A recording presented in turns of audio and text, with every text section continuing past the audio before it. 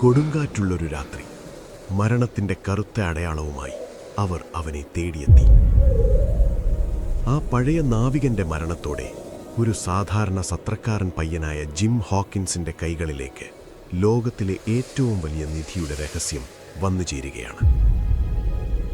Captain flint ഒളിപ്പിച്ചുവെച്ച 7.5 ലക്ഷം pound സ്വർണം തേടി Hispaniola എന്ന കപ്പലിൽ അവർ സമുദ്രത്തിലേക്ക് തിരിച്ചു. എന്നാൽ ആ യാത്രയ്ക്ക് പിന്നിൽ ഒളിപ്പിച്ച വലിയ ചതി ജിം തിരിച്ചറിഞ്ഞത് ഏറെ വൈകിയായിരുന്നു. കപ്പലിലുള്ളത് മുഴുവൻ ഫ്ലിന്റിന്റെ പഴയ കൊള്ളക്കാരാണ്. ദ്വീപിലെത്തിയപ്പോൾ തുടങ്ങിയത് ഭയാനകമായ ചോരക്കളികൾ. ഒരു വശത്ത് സ്വർണത്തിനു വേണ്ടി എന്തും ചെയ്യുന്ന ക്രൂരരായ കടൽ കൊള്ളക്കാർ, മറുവശത്ത് ജീവനു വേണ്ടി പോരാടുന്ന കുറച്ചുപേർ.